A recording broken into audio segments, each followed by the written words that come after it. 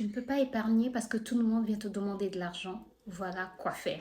C'est le sujet dont personne ne parle, mais que tout le monde vit en fait. Tout le monde vit la même chose, mais on n'en parle pas parce que tu sais, l'argent c'est un sujet tabou, surtout ici chez nous en Afrique. Tu commences à gérer ton argent, tu épargnes un peu et un proche a un problème. Un autre proche doit faire un mariage, donc il y a des cotisations à faire. Un autre a besoin d'argent pour la rentrée scolaire. Tu sais, ce sont les vacances. Les gens ne préparent pas la rentrée scolaire de leurs enfants. Non, non, non. Et les gens mettent au monde comme s'ils avaient assez d'argent, alors que leur poche, normalement, est en train de dire stop, toi, ça suffit. Mais ils continuent. Il faut remplir la terre, tu vois, non? Il faut remplir la terre. En Afrique, c'est l'enfant, c'est une richesse. Même quand on n'a pas d'argent, l'enfant, c'est une richesse. Et quand c'est la rentrée scolaire, on embête tout le monde pour préparer la rentrée scolaire de ses enfants. Et en parenthèse, quand ces enfants vont grandir, c'est vrai, heureusement qu'il y a Dieu qui est reconnaissant, qui va nous le rendre. Mais quand ces enfants vont grandir, humainement, ses parents vont devenir égoïstes. Ça sera maintenant leurs enfants. Ça ne sera plus les enfants de la famille. Tu sais de quoi je parle, non?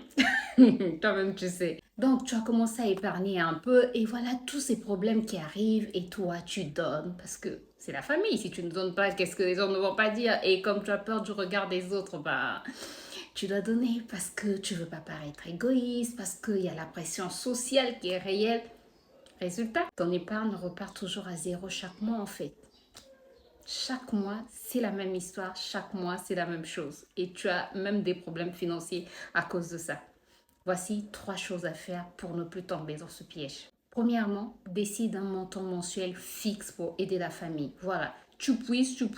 S'il n'y a plus, bah, il n'y a plus. Pas de culpabilité. Non, il ne faut pas te culpabiliser. Tu as aidé avec ce que tu avais mis de côté, ce que tu avais prévu. Quand il n'y a plus rien, bah, il n'y a plus rien. Il n'y a plus rien à faire en fait. Deuxièmement, apprends à dire je ne peux pas pour le moment. Tu n'as pas besoin de te justifier pendant 1 milliard de fois. Non, apprends juste à dire que pour le moment, c'est pas possible. Que pour le moment, toi aussi, tu as des choses à gérer. Voilà.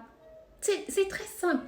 Ne te justifie pas. Quand tu dis non, tu n'as pas besoin en fait de te justifier. Troisièmement, ne montre pas ce que tu as. Moins les gens savent ce que tu as, plus tu es à l'abri et moins en fait ils vont te demander. Donc arrête de montrer que toi tu es la poule aux œufs d'or, que toi tu as des milliards dans ton compte, ce que tu n'as pas.